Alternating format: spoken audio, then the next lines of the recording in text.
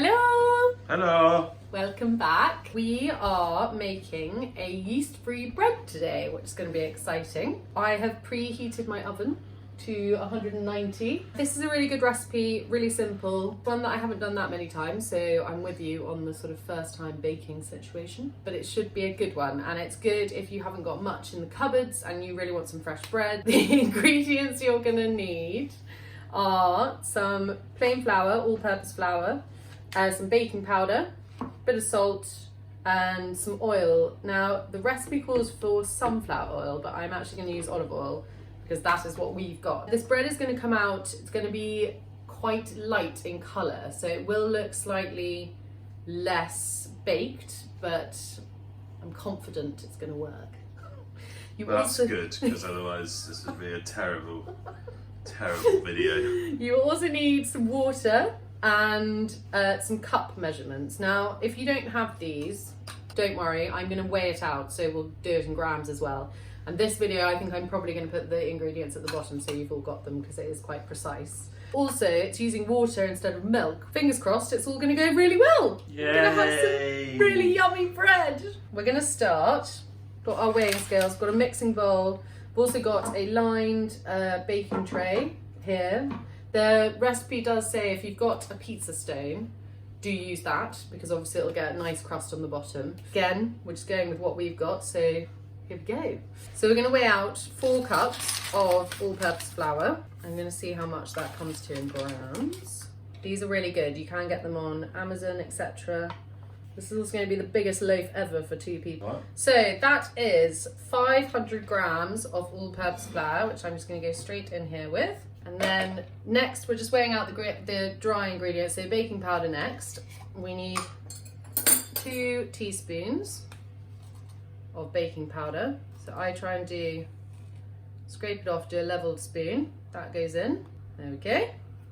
And then some salt, table salt, or we've only got Maldon, just a pinch in there for a bit of seasoning.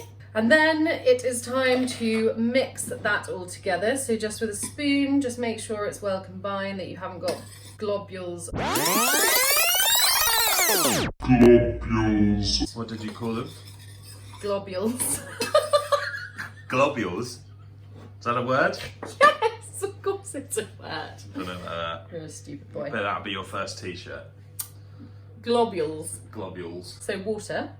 I'm going to weigh out my water, but it's 310 mils you're looking for. There we go. We don't have a measuring jug, so we use our scales, gram to mils. As I've said before, it's pretty much the same. So we're going to start adding our water. I'm not going to add all of it at once. The other thing we're going to add is our oil, which is just 1 tablespoon of either sunflower or, in our case, olive oil. So this is like super easy. What's minus from normal bread here? yeast. Yeast. Buttermilk. This recipe is very similar to an Irish soda bread, which is made with bicarbonate of soda and is also yeast-free, but does use buttermilk. So I have got a little hack for buttermilk. If you Google a recipe and it's calls for buttermilk, and you're not using this one specifically, and you're trying to do a yeast-free bread, like a soda bread, you can make your own buttermilk. Milk, squeeze of lemon or a little splash of vinegar, leave it to sit for 10 minutes, and then it will sort of congeal a little bit, it will thicken. Globulate. It will globulate. It will globulate, thank you Adam. Yeah. It will thicken to the same consistency as buttermilk, and then you just weigh it out as you would. You might have some left over, but just keep it in the fridge. Right, so as you can see, we've added most of our water, but we're not really coming together yet. So we're going to go in with a bit more, almost all of it. Give it another mix. And now you're just making this into what would be like a normal dough. Yeah, exactly. So we are going to tip it out and give it a bit of a knead. It is meant to be slightly wet and needs to just come together. You don't want to work it too much. That is another key thing this recipe has, which is it doesn't need a lot of work, which is good. You don't have to leave it to prove or rise or anything. So now you can see what it's looking like. There are bits of dry at the bottom, but we can get those out. I'm going to flour my hands to be able to work it, because you don't want to add lots of flour into the recipe.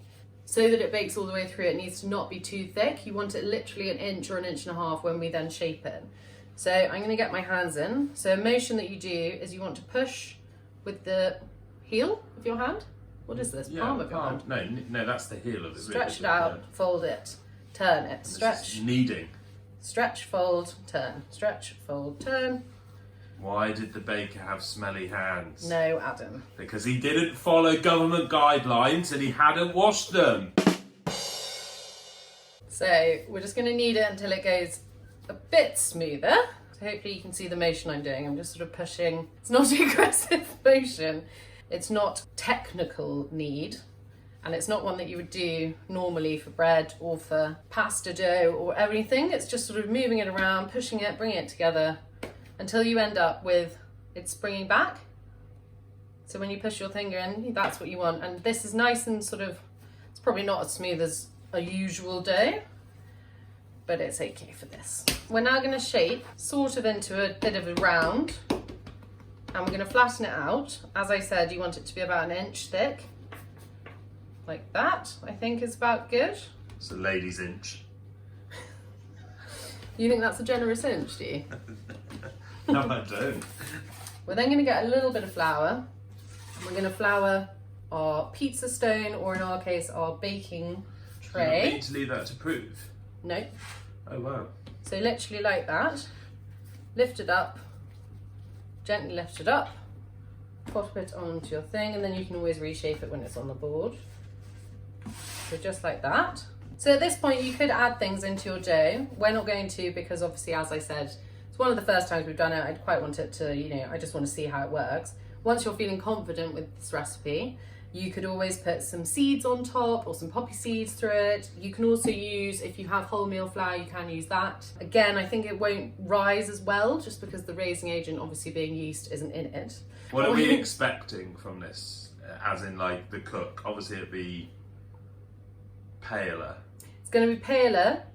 It will go harder quicker if it's not kept in an airtight container.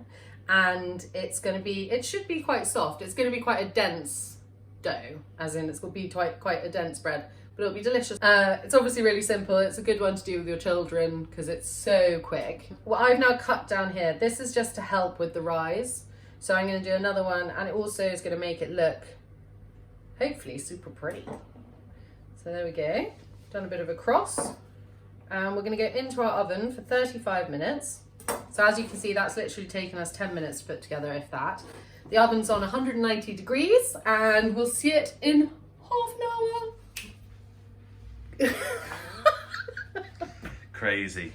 We made something. Adam doesn't think that this has risen very much, but I actually think it probably has. It's all in the taste. It's all in the taste. So one thing I think I did do slightly wrong, which I'm going to let you know, is when you do the slices, you want to go 3/4 of the height. So you want to go down 3/4 of the height of your bread. So I don't think I cut quite deep enough. But it looks good. But let's see. So the test also for it to be done is that it sounds nice and hollow on the bottom. Yeah. It's got a good crust, I think. Let's have a look. I think that looks bready. Let's give it a taste. How does it taste?